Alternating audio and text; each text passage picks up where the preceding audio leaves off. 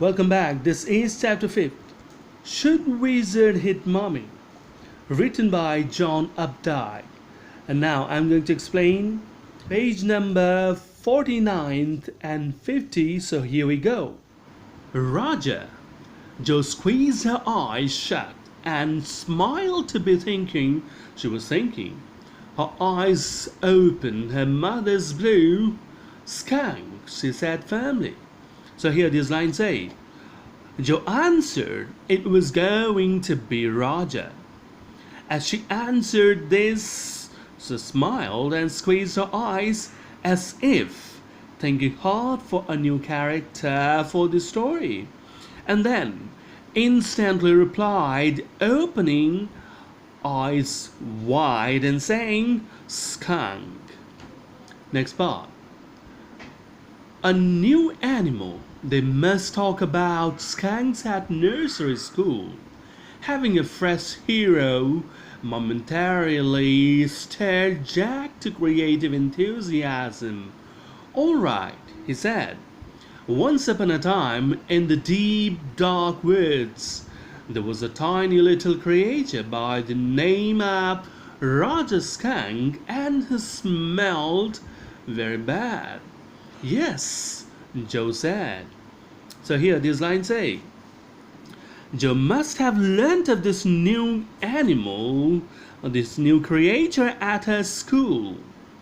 Getting a fresh new character for the plot excited Jack to come out with creative genius. Then, accepting this new challenge, he started venturing into the world of imagination and started the story as once there lived a tiny little creature by the name of Roger Skunk, who lived in the deep dark forest. It interested Jo, and she answered enthusiastically, yes. Next part. He smelled so bad that none of the other little woodland creatures would play with him. Jo looked at him solemnly. She hadn't foreseen this. Whenever he would go out to play, Jack continued with jest, remembering certain humiliation of his own childhood. So here these lines say, Father continued and said, Roger Skunk smelled terribly bad, so bad that no one would ever play with him. She looked at her father seriously now. She couldn't think of such a plot. Jack continued with enthusiasm as he recalled his own humiliation as a child. Next part now. All of the other tiny animals would cry, Oof, oh, here comes Roger Stinky Skunk, and they would run away, and Roger Skunk would stand there all alone.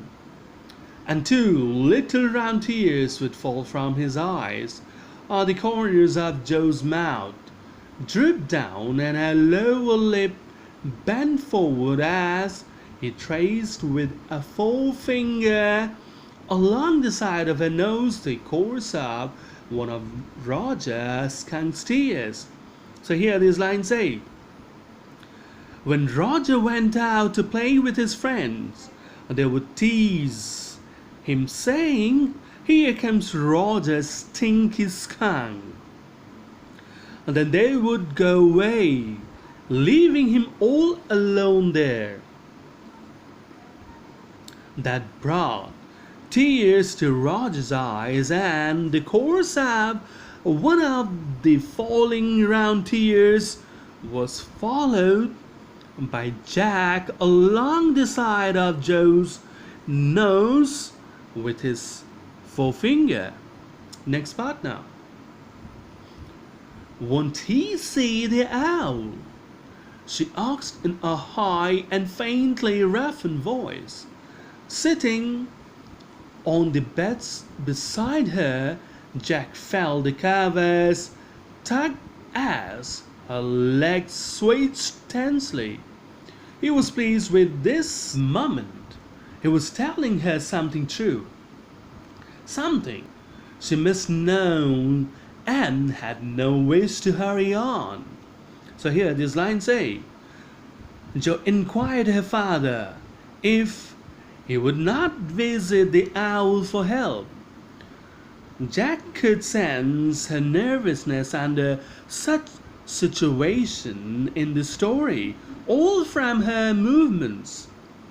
Jack was satisfied with such a reaction from Jo, as it was serving his purpose of knowledge and variety to her, and so was not in a hurry to finish it. Next part. But downstairs a chair scraped, and he realized he must get down to help Claire paint the living room woodwork. So here this line say, but at the same moment there came the sound of moving chair from downstairs, where Claire was painting woodwork in the living room. He realized he must go down to help her. Next part now.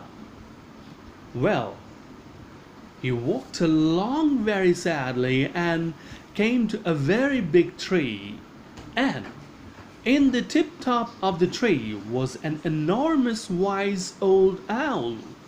Good. So here this line say, Jack, continuing with the story, said, sadly, Roger walked away and came to a very big tree on which there lived the wise old owl. Jo responded, good. Next part now. Mr. Owl, Roger Skunk said, all the other little animals run away from me because I smell so bad. So you do, the owl said, very, very bad. What can I do? Roger Skunk said, and he cried very hard. So here this line say, Roger informed him of his problem. He said, all other little animals ran away from him because he smelled very bad according to them. Owl, taking side of the animal, said he really smelled terribly. Roger replied to him, shedding tears, there was nothing he could do about it. So this is all for now. Thank you.